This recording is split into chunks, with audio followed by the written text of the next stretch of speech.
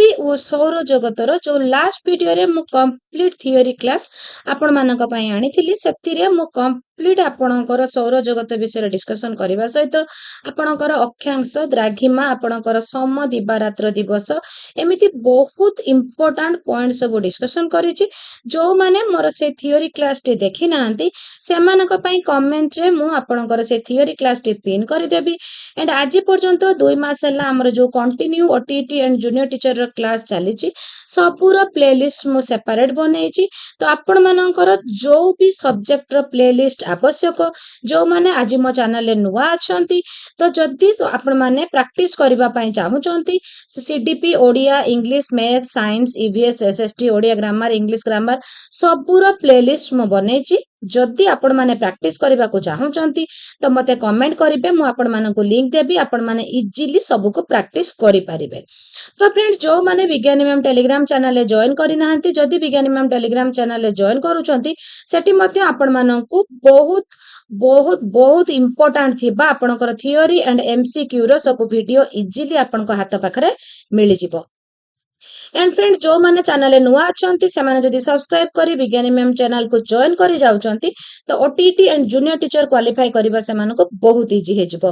तो friends start करबा चांद्रमास काहा को कहंती मु थियोरी क्लास रे भलो भाबे बुझैतिली जो माने मो थियोरी क्लास करिचंती से मान तो इजीली कहि परिबे आपणकर अमावास्या पर्यंत एंड पूर्णिमारू पूर्णिमा पर्यंत जो गोटे मासर अवधि रही थाए ताकू आमे चांद्र मास बोली कहि थाउ। तो अमावास्यारू अमावास्या एंड पूर्णिमारू पूर्णिमा संक्रांतिरू संक्रांति उभय एव बी तो अमावास्यारू अमावास्या और पूर्णिमारू पूर्णिमा पर्यंत जो अवधिटी रहुची ताकू चांद्र मास कहंती। तो सेति पई आपनकर आंसर हबो उभय ए व बी। नेक्स्ट क्वेश्चन को जिबा फ्रेंड्स आज हमें 100 रु 110 पाखापाखी एमसीक्यू आमे डिस्कशन करिबा। तो ए जो 100 रु 110 पाखापाखी एमसीक्यू आमे पृथ्वी और सौर जगत ऊपर करिबा आपन जदी ए 100 रु 110 एमसीक्यू को भलो भाबे बुझुचंती आ तो गुटे भी क्वेश्चन को आपन स्किप करू नाहंती ताले आपन एग्जाम रे आसुतबा ए पृथ्वी और सौर जगत रिलेटेड गोटे भी क्वेश्चन आपनकर भूल हबो नाही आपनकर सबु डाउट ए गोटे वीडियो रे क्लियर हे जिवो। जो माने मोर थियोरी एंड एमसीक्यू देखि दउचंती से माननको सबु क्वेश्चन रिलेटेड लागिवो एंड सबु क्वेश्चन रो आंसर से माने निश्चय देई परिबे।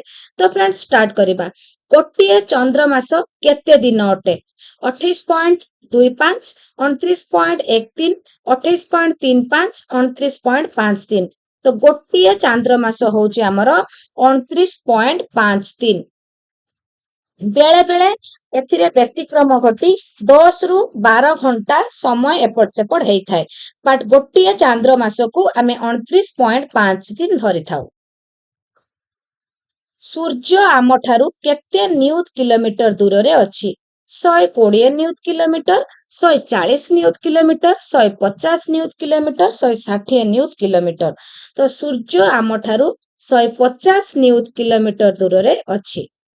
आम ठारू सूर्यर दूरता केते आलोक मिनिट अटे 8 7 6 5 तो आम ठारू सूर्यर दूरता 8 आलोक मिनिट अटे। तारा मानंकु भल भाबरे देखिबा एवं अधिक गवेषणा करिबा पई कोन प्रतिष्ठा करा जायछि दूरवीक्षण मान मंदिर अणुवीक्षण स्वर्ण मंदिर तो तारा मानंकु भल भाबरे देखिबा एवं सेगुड़िकर अधिक गवेषणा करिबा पई मान मंदिर प्रतिष्ठा करा जायछि। केउंटी तारका पुंज नुहे सबु बेले नुहे टाइप रो क्वेश्चन को आपण माने बेसी इंपोर्टेंस दे देखिबे। तो तारका पुंज नुहे आमे सप्तर्षि मंडल काल पुरुष और कैसियोपिया विषय रे डिस्कशन करिचे जो गुड़िक की गोटे गोटे तारका पुंज बट ध्रुव ताराटी गोटे तारका पुंज नुहे।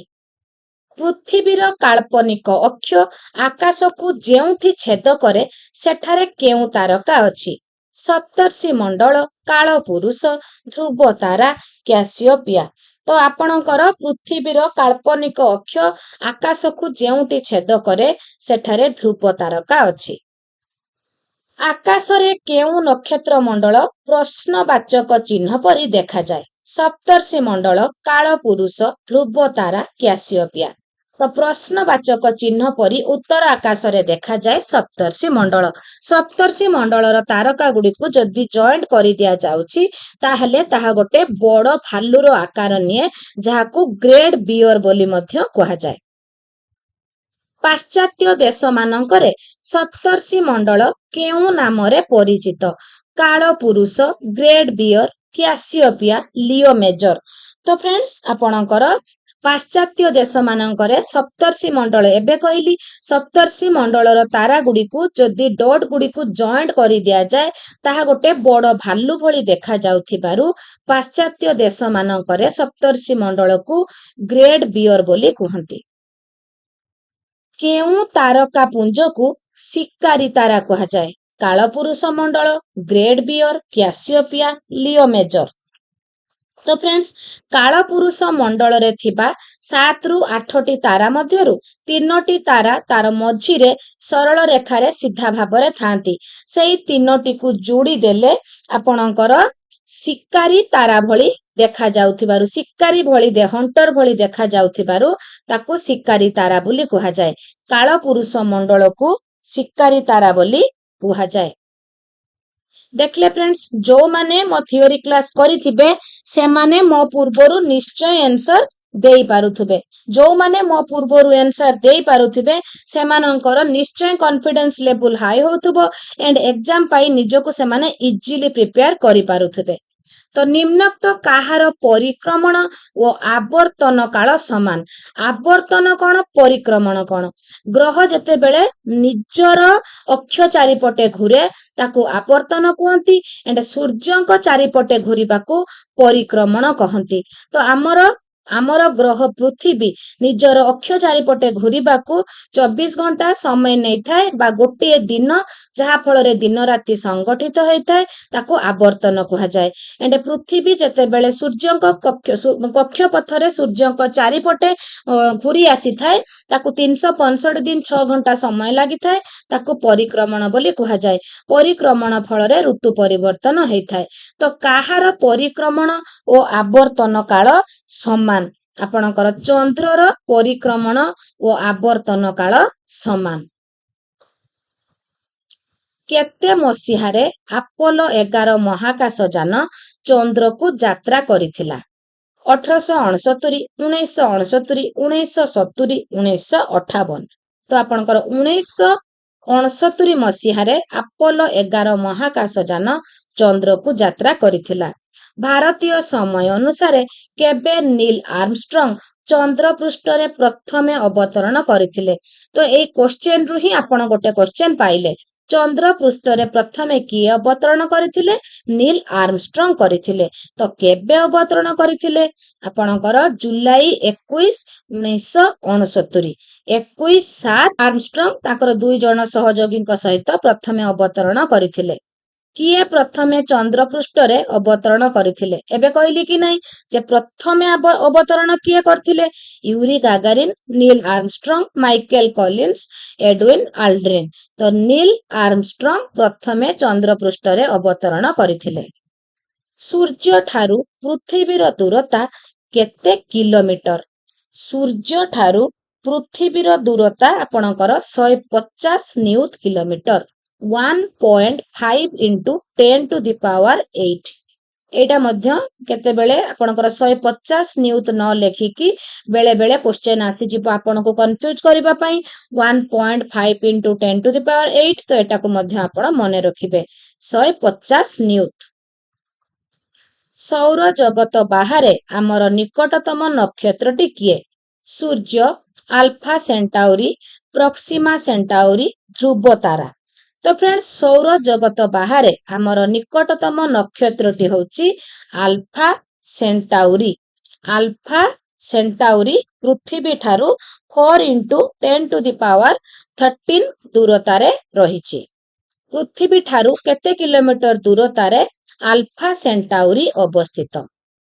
4 into 10 to the power 10, 4 into 10 to the power 11, 4 into 10 to the power 13, 4 into 10 to the power 8। ତ ପୃଥିବୀର ଆପଣଙ୍କର ସୌର ଜଗତର ବାହାରେ ଯୋଉ ନିକଟତମ ନକ୍ଷତ୍ର ଆଲଫା ସେଣ୍ଟାଉରି ରହିଛି, ପୃଥିବୀ ଠାରୁ ସେ 4 into 10 to the power 13 kilometre ଦୂରତାରେ ରହିଛି। ମହାକାଶୀୟ ବସ୍ତୁମାନଙ୍କ ମଧ୍ୟରେ ଦୂରତାକୁ କେଉଁ ଏକକରେ ମପାଯାଏ? ଆପଣ ସାଧାରଣତଃ ଯେମିତି ସ୍ଥଳଭାଗରେ ଦୂରତାକୁ କିଲୋମିଟରରେ ମାପିଥାନ୍ତି, ତ ମହାକାଶୀୟ ବସ୍ତୁମାନଙ୍କୁ କୋଉଥିରେ ମପାଯାଏ? କିଲୋମିଟର, ହେକ୍ଟୋମିଟର, ମିଟର, ଆଲୋକ ବର୍ଷ। ତ ଆଲୋକ ବର୍ଷରେ ମପା ଯାଇଥାଏ। ତ ଏକ୍ଜାମରେ ଆଲୋକ ବର୍ଷ ରିଲେଟେଡ୍ କ୍ୱେଶ୍ଚେନ୍ ତ ନିଶ୍ଚୟ ଆସେ। ତ ଏକ ଆଲୋକ ବର୍ଷ କେତେ କିଲୋମିଟର ସହ ସମାନ? 9.5 into 10 to the power 12, 9.5 into 10 to the power 10, 9.5 into 10 to the power 11, 9.5 into 10 to the power 9। ତ फ्रेंड्स ଏକ ଆଲୋକ ବର୍ଷ ହେଉଛି 9.5 into 10 to the power 12। Very important question, ଆପଣ ଭଲ ଭାବେ ମନେ ରଖିବେ।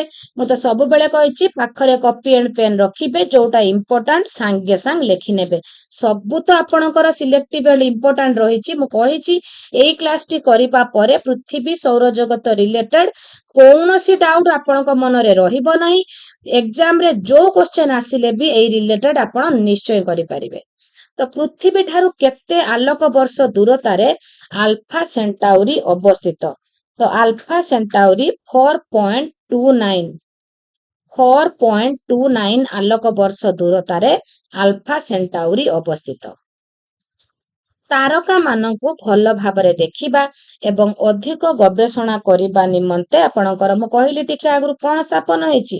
ମାନ ମନ୍ଦିର ସ୍ଥାପନ ହୋଇଛି। ଧ୍ରୁବ ତାରା ଆମକୁ କେଉଁ ଆକାଶରେ ଦେଖାଯାଏ?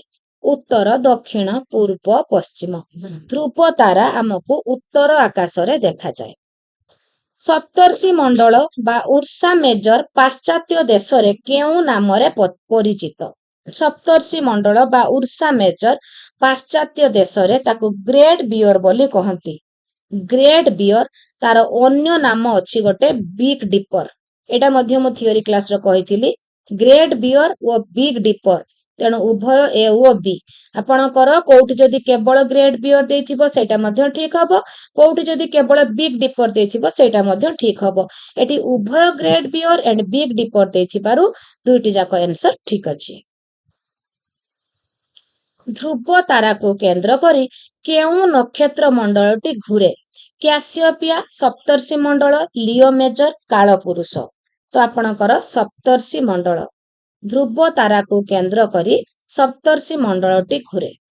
କେଉଁ ନକ୍ଷତ୍ର ମଣ୍ଡଳଟି ଦେଖିବାକୁ ପ୍ରଶ୍ନବାଚକ ଚିହ୍ନ ପରି? ସପ୍ତର୍ଷି ମଣ୍ଡଳ, ଲିଓ ମେଜର, ଲିଓ ଜେମିନି।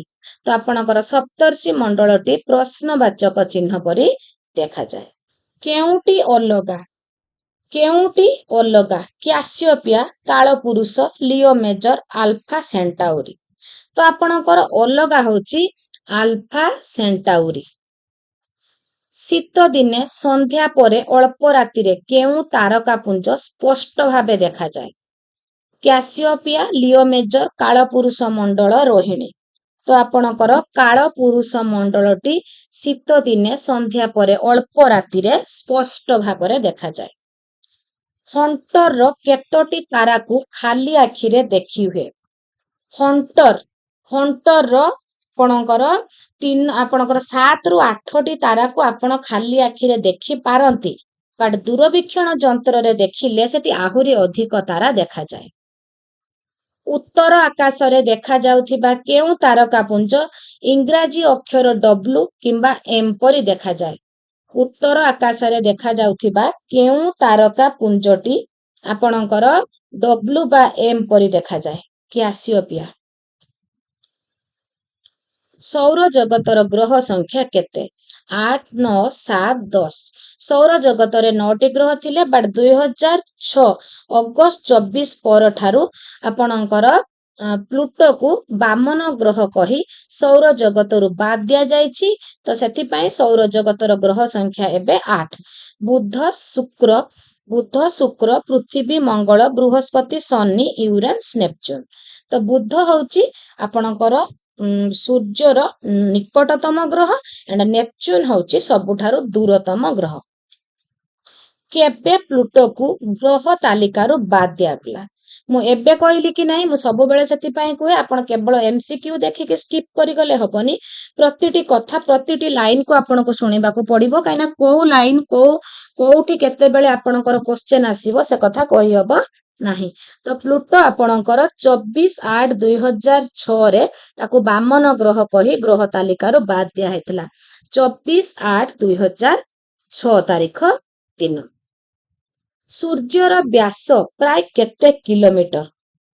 ସୂର୍ଯ୍ୟର ବ୍ୟାସ 1.392 into 10 to the power 6.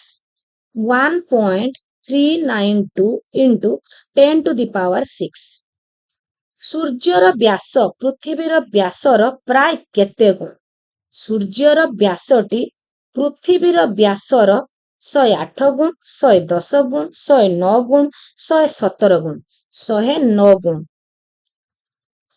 ପୃଥିବୀର ବ୍ୟାସ ଓ ସୂର୍ଯ୍ୟର ବ୍ୟାସର ଅନୁପାତ କେତେ? ପୃଥିବୀର ବ୍ୟାସ ଓ ସୂର୍ଯ୍ୟର ବ୍ୟାସର ଅନୁପାତ 1:109। ସୂର୍ଯ୍ୟର ବସ୍ତୁତ୍ୱ ପ୍ରାୟ କେତେ କିଗ୍ରା ଓଜନ? ସୂର୍ଯ୍ୟର ବସ୍ତୁତ୍ୱ 2 into 10 to the power 30। 2 into 10 to the power 30 ହେଉଛି ସୂର୍ଯ୍ୟର ବସ୍ତୁତ୍ୱ। ସୌର ଜଗତ କେଉଁ ଗାଲାକ୍ସିର କେନ୍ଦ୍ର ଚାରିପଟେ ଘୁରୁଛି? ଆକାଶ ଗଙ୍ଗା, ସ୍ପାଇରାଲ ଗାଲାକ୍ସି, ଆପଣଙ୍କର ସମ୍ବ୍ରିର ଏଣ୍ଡ ହାୱାଲ ଫୁଲ। ତ ଆପଣଙ୍କର ସୌର ଜଗତଟି ଆକାଶ ଗଙ୍ଗା ଗ୍ୟାଲାକ୍ସିର କେନ୍ଦ୍ର ଚାରିପଟେ ଘୁରୁଛି। ଆକାଶ ଗଙ୍ଗା ମଧ୍ୟ ଆମେ ଡିସ୍କସନ କରିଥିଲୁ। ସୂର୍ଯ୍ୟ ନିଜ ଅକ୍ଷ ଚାରିପଟେ ଘୁରିବାକୁ କେତେ ସମୟ ନିଏ? 30 ଦିନ, 25 ଦିନ, 28 ଦିନ, 20 ଦିନ।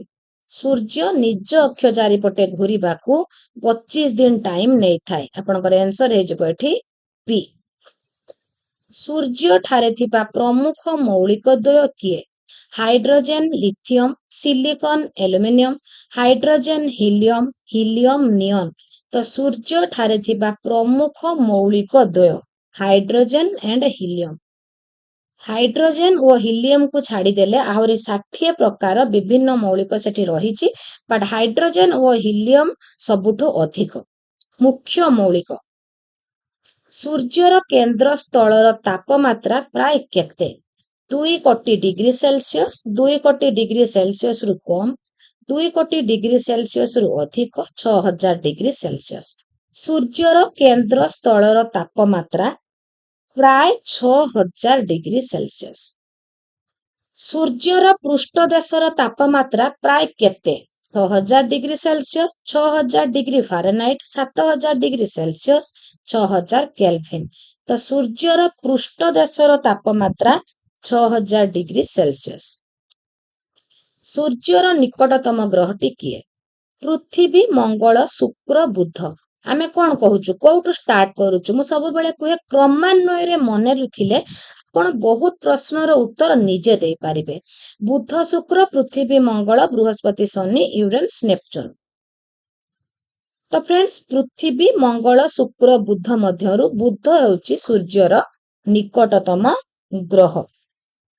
ଗ୍ରହମାନେ ନିଜ ଅକ୍ଷ ଚାରିପଟେ ଓ ସୂର୍ଯ୍ୟ ଚାରିପଟେ ଘୁରିବାକୁ ଯଥାକ୍ରମେ କଣ କୁହାଯାଏ? ଗ୍ରହମାନେ ନିଜ ଅକ୍ଷ ଚାରିପଟେ ଘୁରିବାକୁ ଆବର୍ତ୍ତନ ଏଣ୍ଡ ସୂର୍ଯ୍ୟଙ୍କ ଚାରିପଟେ ଘୁରିବାକୁ ପରିକ୍ରମଣ କୁହାଯାଏ। ଆବର୍ତ୍ତନ ଓ ପରିକ୍ରମଣ। କେଉଁ ଗ୍ରହର ଆବର୍ତ୍ତନ ପୂର୍ବରୁ ପଶ୍ଚିମକୁ ହୁଏ? ପୃଥିବୀ, ଶୁକ୍ର, ୟୁରେନସ୍ ଉଭୟ B ଓ C। ଆମେ ଡିସ୍କସନ କରିଥିଲୁ ଦୁଇଟି ଗ୍ରହ ପୂର୍ବରୁ ପଶ୍ଚିମକୁ ଘୁରନ୍ତି, ଅନ୍ୟ ସବୁ ଗୁଡ଼ିକ ପଶ୍ଚିମରୁ ପୂର୍ବକୁ ଘୁରନ୍ତି। ତ କେଉଁ ଗ୍ରହର ଆବର୍ତ୍ତନ ପୂର୍ବରୁ ପଶ୍ଚିମକୁ ହୋଇଥାଏ? ତ ଆପଣଙ୍କର ଶୁକ୍ର ଓ ୟୁରେନସ୍। ଶୁକ୍ର ଓ ୟୁରେନସ୍ ପୂର୍ବରୁ ପଶ୍ଚିମକୁ ଘୁରନ୍ତି, ସେଥିପାଇଁ ଆନ୍ସର B ଓ C।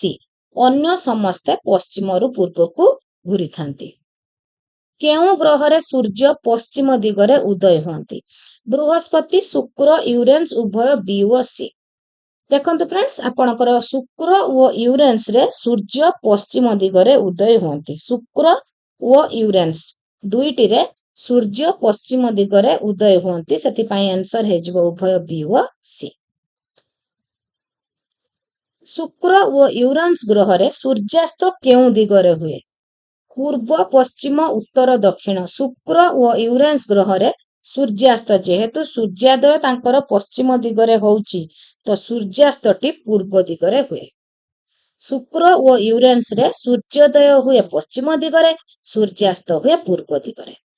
ଶୁକ୍ର ୟୁରେନ୍ସ ଗ୍ରହ ବ୍ୟତୀତ ସମସ୍ତ ଗ୍ରହରେ ସୂର୍ଯ୍ୟ ଉଦୟ ହୁଏ ପୂର୍ବ ଦିଗରେ ଏଣ୍ଡ ସୂର୍ଯ୍ୟାସ୍ତ ହୁଏ ପଶ୍ଚିମ ଦିଗରେ। ଶୁକ୍ର ଓ ୟୁରେନ୍ସ ର ବିପରୀତ ଅନ୍ୟ ସମସ୍ତ ଗ୍ରହ। ଶୁକ୍ର ଓ ୟୁରେନ୍ସ ପଶ୍ଚିମ ଦିଗରେ ତାଙ୍କର ସୂର୍ଯ୍ୟ ଉଦୟ ହୁଏ ଆଉ ଅନ୍ୟ ସମସ୍ତ ଗ୍ରହରେ ପୂର୍ବ ଦିଗରେ ସୂର୍ଯ୍ୟ ଉଦୟ ହୁଏ। ଶୁକ୍ର ଓ ୟୁରେନ୍ସ ରେ ପୂର୍ବ ଦିଗରେ ସୂର୍ଯ୍ୟାସ୍ତ ହୁଏ, ଅନ୍ୟ ସମସ୍ତଙ୍କର ପଶ୍ଚିମ ଦିଗରେ ସୂର୍ଯ୍ୟାସ୍ତ ହୁଏ। ବୁଝିପାରିଲେ फ्रेंड्स? ସୂର୍ଯ୍ୟ ଠାରୁ ଦୂରତାର ବୃଦ୍ଧି କ୍ରମ ଅନୁଯାୟୀ କେଉଁଠି? ମୁଁ କହିଥିଲି ସିକ୍ୱେନ୍ସଟି ସବୁବେଳେ ମନେ ରଖିବେ। ବୁଧ ଶୁକ୍ର ପୃଥିବୀ ଆପଣଙ୍କର ବୁଧ ଶୁକ୍ର ପୃଥିବୀ ମଙ୍ଗଳ ବୃହସ୍ପତି ଶନି ୟୁରେନ୍ସ ନେପଚୁନ। ତ ସିକ୍ୱେନ୍ସଟା ମନେ ରଖିଲେ ଆପଣ ବହୁତ ପ୍ରଶ୍ନର ଉତ୍ତର ଦେଇପାରିବେ। ଯେମିତି ବୁଧ ଶୁକ୍ର ପୃଥିବୀ ମଙ୍ଗଳ ବୃହସ୍ପତି ଶନି ୟୁରେନ୍ସ ମୁଁ କହିଲି। ତ ଏଠି ଦେଇଛି ଦେଖନ୍ତୁ ପ୍ରଥମେ ଦେଇଛି ଶୁକ୍ର। ତ ଶୁକ୍ରଟି ଯୋଉଠି ରହିଲା ଶୁକ୍ର। ତ ପୃଥିବୀ ମଙ୍ଗଳ ଆପଣଙ୍କର ବୁଧ ଶୁକ୍ର।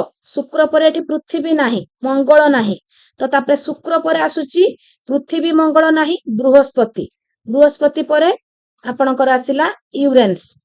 ବୃହସ୍ପତି ତାପରେ ଶନି ରହିବ। ଏଟା ଭୁଲ ଅଛି। ଶୁକ୍ର ଆସିଲା ତାପରେ ପୃଥିବୀ ମଙ୍ଗଳ ନାହିଁ ବୃହସ୍ପତି। ବୃହସ୍ପତି ପରେ ଶନି ତାପରେ ଆସିଲା ୟୁରେନ୍ସ ତାପରେ ନେପଚୁନ। ତ ଏଠି ଆନ୍ସର ହେଇଯିବ ସି। ସିକ୍ୱେନ୍ସଟି ମନେ ରଖିଲେ ଆପଣ ଗୋଟେ ପ୍ରଶ୍ନର ଉତ୍ତର ଇଜିଲି ଦେଇପାରିବେ। ଗୋଟେ ମାର୍କ ଆପଣଙ୍କ ହାତରୁ କେହି ବି ନେଇପାରିବେ ନାହିଁ। ଗୋଟେ ମାର୍କ ଆମ ପାଇଁ ବହୁତ ଇମ୍ପୋର୍ଟାଣ୍ଟ। କାହିଁକିନା ମୁଁ କହିଛି ଯେ ଆମେ ସମସ୍ତେ ଟାର୍ଗେଟ ରଖିବା 100 ରଖିବା ପାଇଁ। ତ ଗୋଟେ ମାର୍କ ଆମ ପାଇଁ ବହୁତ ଇମ୍ପୋର୍ଟାଣ୍ଟ। କେଉଁ ଗ୍ରହର ପରିକ୍ରମଣ ବେଗ ସର୍ବାଧିକ? କେଉଁ ଗ୍ରହର ପରିକ୍ରମଣ ବେଗ ସର୍ବାଧିକ? ବୁଧ ଯେହେତୁ ସୂର୍ଯ୍ୟଙ୍କ ପାଖରେ ରହୁଛି ତ ସୂର୍ଯ୍ୟଙ୍କର ମହାକର୍ଷଣ ଶକ୍ତି ଯଦି ବୁଧର ପରିକ୍ରମଣ ବେଗଟା ସର୍ବାଧିକ ନ ହୁଅନ୍ତା ତାହେଲେ ସୂର୍ଯ୍ୟ ବୁଧଙ୍କୁ ତାଙ୍କ ସହିତ ମିଶେଇ ଦିଅନ୍ତେ। ଯେହେତୁ ସୂର୍ଯ୍ୟଙ୍କ ପାଖରେ ବୁଧ ରହୁଛି ତ ସୂର୍ଯ୍ୟ ତାଙ୍କର ମହାକର୍ଷଣ ଶକ୍ତି ବଳରେ ବୁଧଙ୍କୁ ତାଙ୍କ ଭିତରକୁ ସମାହିତ କରିଦିଅନ୍ତେ। ତ ବୁଧ ଗ୍ରହର ପରିକ୍ରମଣ ବେଗ ସର୍ବାଧିକ। କେଉଁ ଗ୍ରହର ଆବର୍ତ୍ତନ ଓ ପରିକ୍ରମଣ ସମୟ ପ୍ରାୟ ସମାନ? ଶୁକ୍ର ବୃହସ୍ପତି ୟୁରେନ୍ସ ଓ ବୁଧ।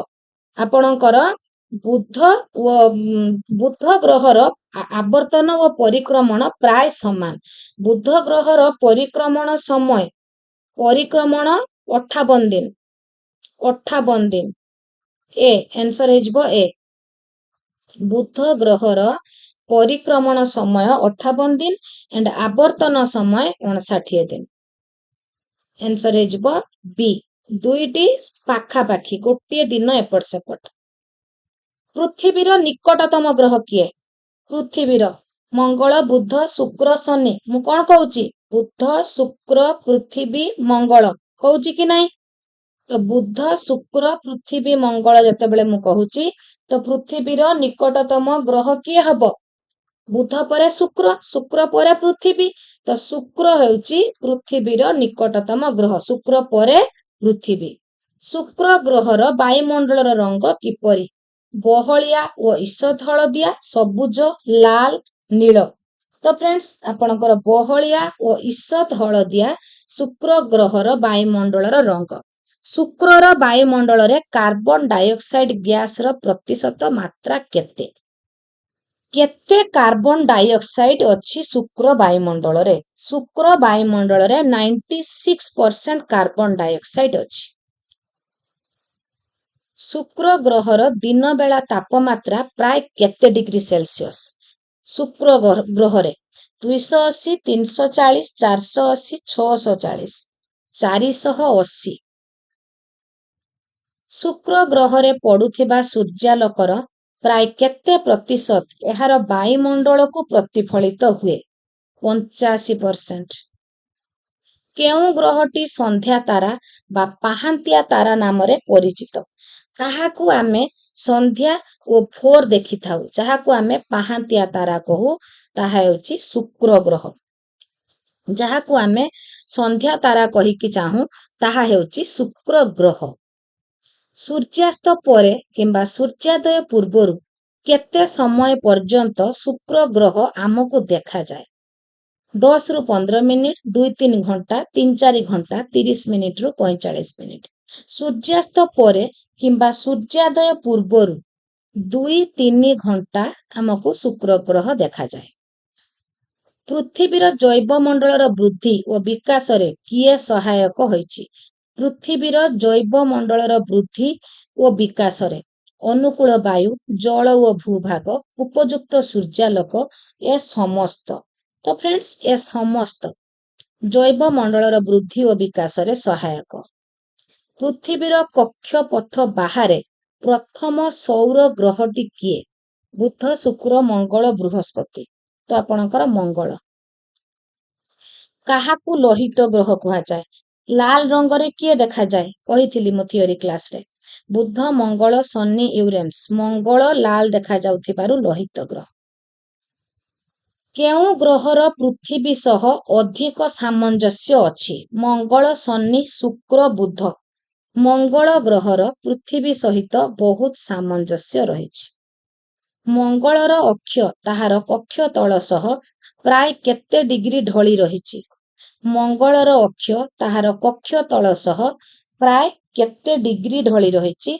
23.98 डिग्री। मंगल ग्रहरे मुख्यतः केउं दुईटी ऋतु अनुभूत हुए? मंगल ग्रहरे मुख्यतः दुईटी ऋतु अनुभूत हुए, ताहा ग्रीष्म और शीत। पृथ्वी सह केउं ग्रहर दिनर अवधि प्राय समान? शुक्र, मंगल, शनि, नेपच्यून। पृथ्वी सह मंगल ग्रहर दिनर अवधि प्राय समान, मंगल। मंगल ग्रहर उपग्रह द्वयर नाम कौन?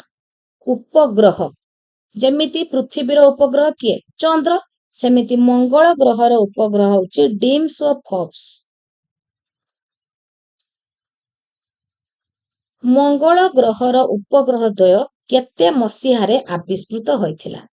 मंगल ग्रहर उपग्रह द्वय 1877 मसीहारे आविष्कृत होइथिला। बृहस्पतिर आयतन पृथ्वीर आयतनर केते गुण? बृहस्पतिर आयतन पृथ्वीर आयतनर 13 लक्ष गुण, 1300 गुण, 13,000 गुण, 10 लक्ष गुण, 1300 गुण। बृहस्पति ग्रहर उपग्रह संख्या केते? बृहस्पति ग्रहर उपग्रह संख्या 63। सौर जगतरे ग्रह मानक मध्यरे काहार आवर्तन बेग सर्वाधिक? शनि, मंगल, बुध, बृहस्पति। तो फ्रेंड्स बृहस्पति ग्रहर आवर्तन बेग सर्वाधिक। बृहस्पतिर आवर्तन काल तेबे केते? सर्वाधिक तो आमे जानिले। जगतरे बृहस्पतिर आवर्तनर बेग सर्वाधिक, ता निज अक्ष चारिपटे से बहुत स्पीड घुरे। तो केते स्पीड ताकू केते समय लागे एबे आमे देखिबा। मात्र 9 घंटा 55 मिनिट लागे। आम पृथ्वी को लागे 23 घंटा 56 मिनिट बा आमे ताकू 24 घंटा बोली कहू, बट बृहस्पति को लागे 9 घंटा 55 मिनिट। बृहस्पतिर माध्याकर्षण बल पृथ्वीर माध्याकर्षण बलर केते गुण? 2.64। शनि ग्रहर रंग किपरि? नील, सबुज, ईषत पीत, लाल। ईषत पीत। सौर जगतर द्वितीय बृहत्तम ग्रह हेउची किए? शनि, यूरेनस, नेपच्यून, मंगल। सौर जगतर द्वितीय बृहत्तम ग्रह हेउची शनि। शनि ग्रहर केतोटी उपग्रह थिबार जणा जाइछि? शनि ग्रहरे 60टी उपग्रह थिबार जणा जाइछि। शनि ग्रहर बृहत्तम ग्रह सबु गुड़िक थियोरी क्लास रे मु कहिछि। शनि ग्रहर बृहत्तम उपग्रह कौन कही टाइटान टाइटान होची शनि ग्रहर बृहत्तम उपग्रह। यूरेन्स केते मसीहारे आविष्कृत होइथिला? 1681, 1781, 1881, 1981। 1781 रे यूरेन्स आविष्कृत होइथिला। केउटी एक बहिग्रह? बुध, शनि, शुक्र, पृथ्वी। शनि हेउची एक बहिग्रह। काहाकू सबुज ग्रह कुहाଯାଏ? नेपच्यून, पृथ्वी, यूरेन्स, बृहस्पति। यूरेन्स होची आपणकर सबुज ग्रह। यूरेन्स केउ दुईटी गैस थिबारु यूरेन्स सबुज रंगर देखाଯାଏ? आमे यूरेन्स को जो सबुज ग्रह कहिबा, काहेकि आमे ताकू सबुज ग्रह कहिबा? जेहेतु यूरेन्स रे मिथेन एंड एमोनिया अधिक रहिछि, तो सेथिपाई ताकू आमे सबुज ग्रह बोली कहिथाउ एंड ताहा सबुज रंगर देखाଯାଏ। केउ ग्रहटी ओलटी पड़िथिबा नोटू परी घुरे? नेपच्यून, यूरेन्स, शुक्र, पृथ्वी। तो यूरेन्स गोटे ओलटी पड़िथिबा नोटू परी घुरे। यूरेन्स रे केतोटी क्षीण बलय थिबार जणा पड़िछि? 8, 9, 10 अनेक गुड़िए। तो यूरेन्स रे क्षीण बलय 10टी थिबार जणा पड़िछि। यूरेन्स ग्रह केउ वैज्ञानिकଙ୍କ द्वारा आविष्कृत होइछि? यूरेन्स ग्रहटी विलियम हर्शेल, आपणकर गॉटफ्रीड गाले, कोपरनिकस, न्यूटन। तो यूरेन्स ग्रह को विलियम हर्शेल आविष्कृत करथिले। नेपच्यून ग्रह केते मसीहारे आविष्कृत होइथिला? नेपच्यून 1840, 1848, 1846, 1889। तो फ्रेंड्स 1846 रे नेपच्यून ग्रह आविष्कृत होइथिला। नेपच्यून ग्रह को किए आविष्कार करथिले? कोपरनिकस, केपलर, आपणकर गॉटफ्रीड गाले, लाप्लास। नेपच्यून ग्रह को आविष्कार करथिले गॉटफ्रीड गाले। सौर जगतर दूरतम ग्रह किए सूर्यଙ୍କ ठारू सबुठारू दूर रे अछि? यूरेन्स, नेपच्यून, शनि, बृहस्पति। आपणकर बुध सबुठू निकटतम, तो बुध, शुक्र, पृथ्वी, मंगल, बृहस्पति, शनि, यूरेन्स, नेपच्यून। तो नेपच्यून होची दूरतम ग्रह। नेपच्यून रो 6टी बलय थिबार केते मसीहारू जणा पड़िछि? 1989, 1889, 1789, 1999। 1999 रे आपणकर नेपच्यून रो 6टी बलय कथा थिबा कथा जणा पड़िथिला। नेपच्यून रो वायुमंडल रे मिथेन गैस थिबारु एहार वर्ण किपरि देखा जाए? सबुज, नील, हलदिया, गोलापी। नील देखा जाए। केउ ग्रहटी एक हिमगोलक परी प्रतीयमान हुए? लोक, यूरेन्स, शनि, बृहस्पति, नेपच्यून। हिम माने कौन? बरफ। नेपच्यून ग्रहटी गोटे हिमगोलक परी देखा जाए, काहेकि ना जेहेतु ये आपन सूर्यଙ୍କ ठारू सबुठारू दूरत्व रे रहिछि किए? नेपच्यून ग्रह रहिछि। तो सेथि पई नेपच्यून टी होछि बहुत ठंडा। सेठी माइनस रुहे, सेठी तापमात्रा माइनस रहुछि, -237 डिग्री सेल्सियस। आपणकर नेपच्यून होछि, नेपच्यून रो तापमात्रा -237 डिग्री सेल्सियस। तो सेथि पई सेठारे अच्छा गोटे हिमगोलक परी हमको देखा जाए। एहार परिक्रमण काल हेउछि 165 वर्ष। तो नेपच्यून रो तापमात्रा -237 डिग्री सेल्सियस। नेपच्यून रो पृष्ठ देशर तापमात्रा आसिला कि नाही क्वेश्चन? -237 degree Celsius. नेपच्यून रो परिक्रमण रो काल सर्वाधिक, सबुठू अधिक नेपच्यून रो परिक्रमण काल। एहा हमर केते वर्ष सह समान? 170 वर्ष, 160 वर्ष, 165 वर्ष, 195 वर्ष। नेपच्यून रो परिक्रमण काल सर्वाधिक, एहा हमर 165 वर्ष सहित समान। पृथ्वी रो परिक्रमण काल 365 दिन 6 घंटा हेला बेले बा गोटे वर्ष समय लागिला बेले नेपच्यून को 165 वर्ष समय लागि थाए। केउटी को वामन ग्रह बा छाया ग्रह कहा जाए? प्लूटो, पृथ्वी, नेपच्यून, शनि। प्लूटो को वामन ग्रह कहा जाए 2006 मसीहा अगस्त 24 तारिख दिन ठारू। କେଉଁ ଦୁଇଟି ଗ୍ରହର କକ୍ଷପଥ ମଝିରେ ଗ୍ରହାଣୁପୁଞ୍ଜ ଅବସ୍ଥାନ କରିଛନ୍ତି? ବୁଧ ଶୁକ୍ର, ଶୁକ୍ର ମଙ୍ଗଳ, ମଙ୍ଗଳ ବୃହସ୍ପତି, ବୃହସ୍ପତି ଶନି। ତ ଫ୍ରେଣ୍ଡସ୍, ମଙ୍ଗଳ ଓ ବୃହସ୍ପତି କକ୍ଷପଥ ମଝିରେ ଗ୍ରହାଣୁପୁଞ୍ଜ ଅବସ୍ଥାନ କରିଛନ୍ତି। ଧୂମକେତୁର ମୁଣ୍ଡ ବା ନ୍ୟୁକ୍ଲିୟସର ବ୍ୟାସ ପ୍ରାୟ କେତେ କିଲୋମିଟର? 8, 10, 12, 16। ପ୍ରାୟ ବ୍ୟାସଟି ପ୍ରାୟ 10 କିଲୋମିଟର। ହାର୍ଲିଙ୍କ ଧୂମକେତୁ କେତେ ବର୍ଷରେ ଥରେ ପୃଥିବୀ ନିକଟକୁ ଆସେ? ହାର୍ଲିଙ୍କ ଧୂମକେତୁ 76, 77, 78, 86। ହାର୍ଲିଙ୍କ ଧୂମକେତୁଟି 76 ବର୍ଷରେ ଥରେ ପୃଥିବୀ ନିକଟକୁ ଆସେ। ହାର୍ଲିଙ୍କ ଦ୍ୱାରା କେତେ ମସିହାରେ ଧୂମକେତୁ ଆବିଷ୍କୃତ ହୋଇଥିଲା? 1681, 1682, 1683, 1696। ହାର୍ଲିଙ୍କ ଧୂମକେତୁଟି ଆବିଷ୍କୃତ ହୋଇଥିଲା 1682ରେ। ନିକଟରେ କେତେ ମସିହାରେ ହାର୍ଲିଙ୍କ ଧୂମକେତୁ ଦେଖାଯାଇଥିଲା? 1986ରେ ଦେଖାଯାଇଥିଲା। ଅନ୍ଧାର ରାତିରେ କେତେକ ମହାକାଶୀୟ ବସ୍ତୁ ଆଲୋକର ଝଲକ ସୃଷ୍ଟି କରି ଭୂପୃଷ୍ଠକୁ ଆସେ, ତାହାକୁ କଣ କୁହାଯାଏ? ଅନ୍ଧାର ରାତିରେ କେତେକ ମହାକାଶୀୟ ବସ୍ତୁ ଆଲୋକର ଝଲକ ସୃଷ୍ଟି କରିକି ଭୂପୃଷ୍ଠ ଆଡକୁ ଆସନ୍ତି, ତାକୁ ଆମେ ଧୂମକେତୁ କହିବା ନା ଗ୍ରହାଣୁ କହିବା, ଉଲ୍କା କହିବା ନା ଉଭୟ ଏ ଓ ବି? ତାକୁ ଆମେ ଉଲ୍କା ବୋଲି କହିଥାଉ। 2003 ମସିହା ସେପ୍ଟେମ୍ବର ମାସ 27 ତାରିଖ ଦିନ ସନ୍ଧ୍ୟା ବେଳେ ଓଡ଼ିଶାର 3ଟି ଜିଲ୍ଲାରେ ଉଲ୍କା ବର୍ଷା ହୋଇଥିଲା। ଥିଓରି କ୍ଲାସରେ ମଧ୍ୟ କହିଛି ମୁଁ ଆପଣମାନଙ୍କୁ। ତ 2003 ସେପ୍ଟେମ୍ବର ମାସ 27 ତାରିଖ ତ ଆପଣଙ୍କର Baleshwar, Kendrapada and Mayurbhanj. Baleshwar, Kendrapada and Mayurbhanj. Sputnik 1 କୃତ୍ରିମ ଉପଗ୍ରହକୁ କେଉଁ ଦେଶ ପ୍ରେରଣ କରିଥିଲା?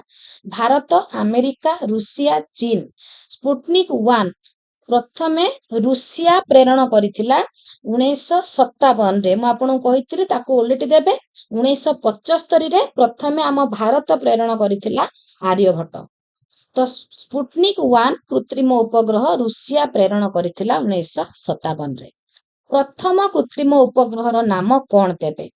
ଆପଣଙ୍କର ଏକ୍ସପ୍ଲୋରର 1, ଏଡୁସାଟ୍, କଳ୍ପନା 1, ସ୍ପୁଟନିକ୍ 1। ଏବେ କହିଲି ସ୍ପୁଟନିକ୍ 1, କିନ୍ତୁ ଭାରତ ପୃଥିବୀ ତ ସ୍ପୁଟନିକ୍ 1, ଭାରତର ଆର୍ଯ୍ୟଭଟ୍ଟ। ଭାରତର ପ୍ରଥମ କୃତ୍ରିମ ଉପଗ୍ରହର ନାମ କଣ? ଏଡୁସାଟ୍, ଇନସାଟ୍, କଳ୍ପନା 1, ଆର୍ଯ୍ୟଭଟ୍ଟ। ଏବେ କହିଲି କି ନାଇଁ? ଆର୍ଯ୍ୟଭଟ୍ଟ। ସ୍ପୁଟନିକ୍ 1 କୁ କେବେ ମହାକାଶକୁ ପଠାଯାଇଥିଲା? ଆପଣ ପୁରା ଇଜିଲି ମନେ ରଖିବେ। ସ୍ପୁଟନିକ୍ 1 କୁ 1957, ଆର୍ଯ୍ୟଭଟ୍ଟ 1975। ଖାଲି 57 କୁ ଓଲଟିକି ମନେ ରଖିଦେବେ 75। ତ ସ୍ପୁଟନିକ୍ 1 କୁ କେବେ ମହାକାଶକୁ ପଠାଯାଇଥିଲା? 4/10/1957। 4/10/1957। ତ ଅକ୍ଟୋବର 4 ତାରିଖ 1957 ମସିହା। କେଉଁ ପ୍ରକାର କୃତ୍ରିମ ଉପଗ୍ରହର ପରିକ୍ରମଣ ସମୟ ପୃଥିବୀର ଆବର୍ତ୍ତନ ସମୟ ସହ ସମାନ? ସୁଦୂର ସନ୍ଧାନୀ, ଭୂସ୍ଥିର, ମ୍ୟାରି ସାଟେଲାଇଟ୍, ଉପରୋକ୍ତ ସମସ୍ତ। କେଉଁ ପ୍ରକାର କୃତ୍ରିମ ଉପଗ୍ରହର ପରିକ୍ରମଣ ସମୟ ପୃଥିବୀର ଆବର୍ତ୍ତନ ସମୟ ସହ ସମାନ? ଭୂସ୍ଥିର କୃତ୍ରିମ ଉପଗ୍ରହ। କେଉଁ କୃତ୍ରିମ ଉପଗ୍ରହ ଭୂ ଆଭ୍ୟନ୍ତରରେ ଥିବା ଜଙ୍ଗଲ, ଖଣି, ପ୍ରାକୃତିକ ଗ୍ୟାସ୍, ପେଟ୍ରୋଲିୟମ ଆଦିର ସନ୍ଧାନ କରିଥାଏ? ସୁଦୂର ସନ୍ଧାନୀ ଉପଗ୍ରହ। କେଉଁଟି ଭାରତୀୟ କୃତ୍ରିମ ଉପଗ୍ରହ? ଆପଣଙ୍କର EDUSAT, Sputnik 1, Explorer 1, Sputnik 2। EDUSAT ହେଉଛି ଭାରତୀୟ କୃତ୍ରିମ ଉପଗ୍ରହ। ତ ଫ୍ରେଣ୍ଡସ୍, ଏଠି ଆମେ 110, ଏଠି 100 ଆଉ ମଝିରେ ମୁଁ 10ଟା ଅଧିକ ଡିସ୍କସନ କରିଛି। ତ 110 କ୍ୱେଶ୍ଚନ ଆମର ଏଠି ଆମେ ଡିସ୍କସନ କଲେ। ୟା ପରେ ଆପଣଙ୍କର ପୃଥିବୀ ସୌରଜଗତ ବିଷୟର କିଛି ବି ଡାଉଟ୍ ନଥିବ ମୁଁ ଭାବୁଛି। ତଥାପି ଯଦି ଡାଉଟ୍ ଥାଏ ମତେ କମେଣ୍ଟ କରିବେ।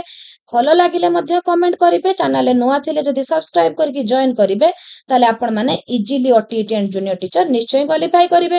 ଏଣ୍ଡ ଯୋଉ ପ୍ଲେଲିଷ୍ଟ ଆପଣଙ୍କର ଆବଶ୍ୟକ ମତେ ସାଙ୍ଗେ ସାଙ୍ଗେ କମେଣ୍ଟ କରିବେ। ଆଜି ପାଇଁ ଏତିକି। Take care.